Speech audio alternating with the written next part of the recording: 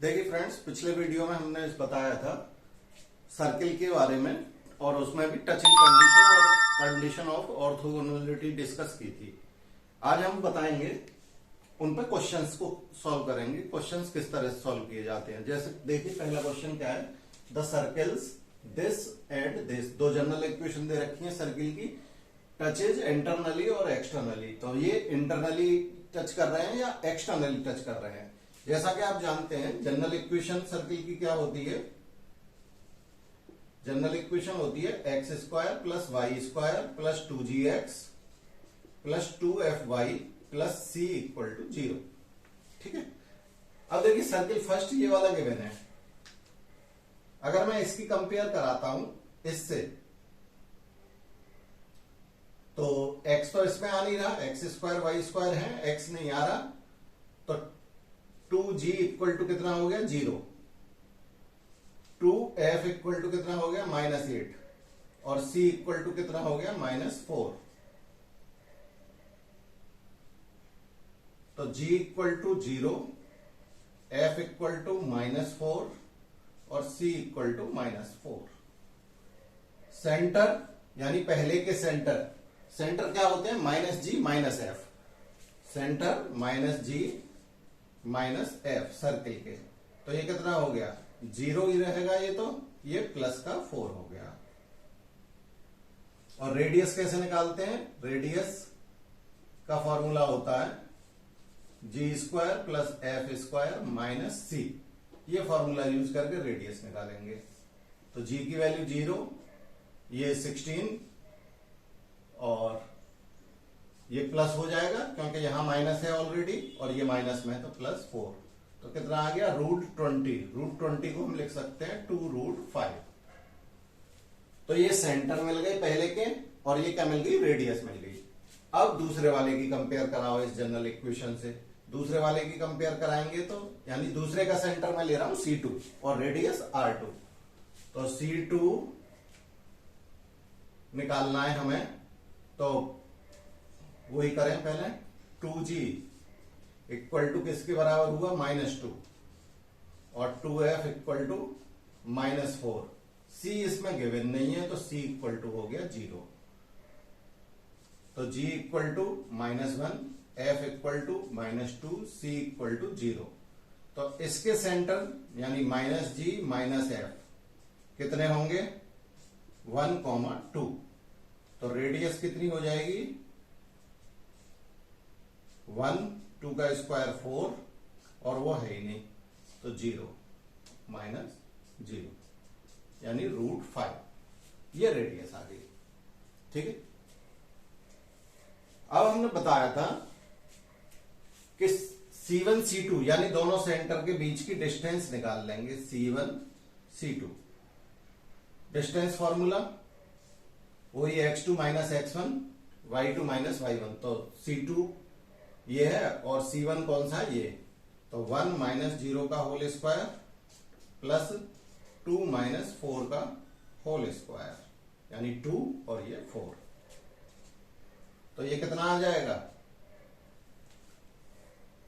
ये आ जाएगा आपका 1 और ये 2 का यानी 5, √5 आ गया। C1 C2 कितना आ गया √5। तो देखिए हमारी कंडीशन क्या थी, C1 C2 equal to R1 minus R2 हो तो वो क्या करते थे इंटरनली टच।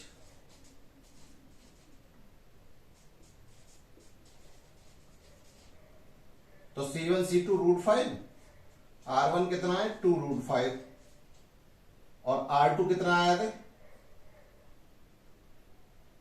अच्छा अभी R2 ये था √5, तो -√5, तो किसके बराबर आ गया √5 के ही बराबर आ गया। तो यही वाली कंडीशन सेटिस्फाई कर रही है। अगर R1 प्लस R2 होता तो क्या होता एक्सटर्नली टच, लेकिन C1 C2 किसके बराबर आ रहा है R1 माइनस R2 डिफरेंस के बराबर आ रहा है, तो क्या होगा इंटरनली टच।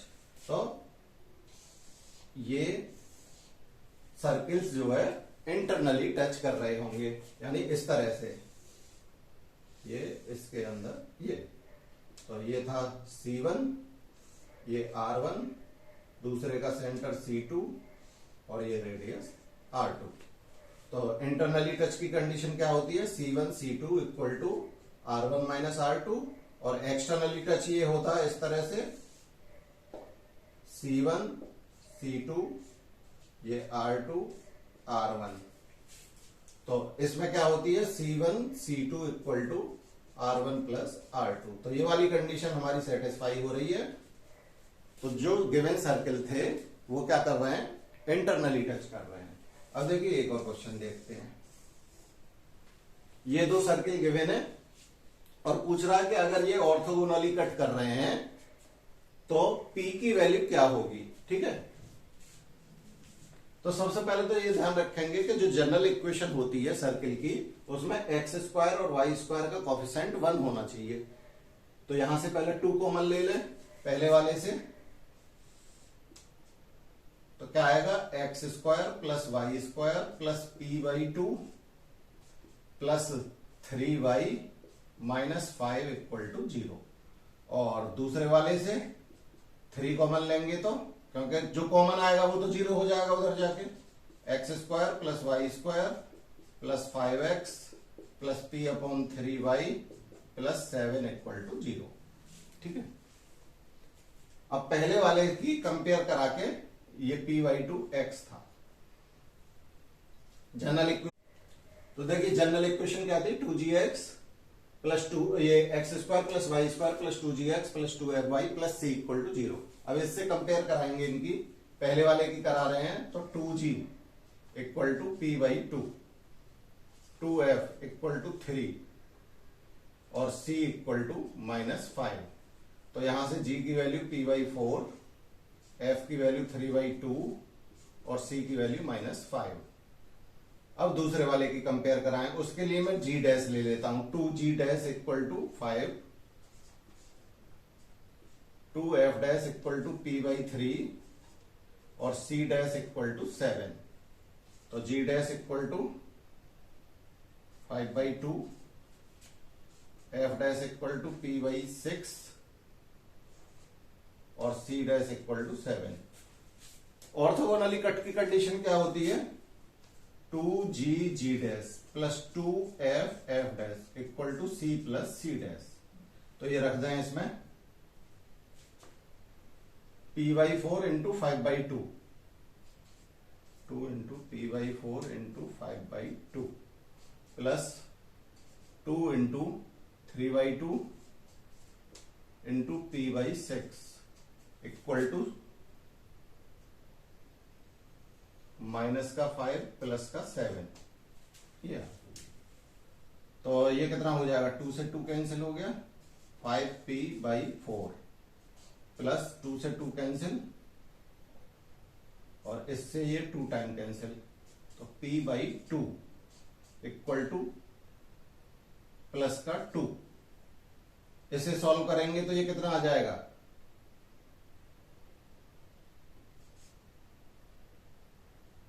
7p/4। एलसीएम लेने के बाद सॉल्व करेंगे इक्वल टू 2। तो p की वैल्यू यहां से कितनी आ जाएगी, p इक्वल टू 8/7।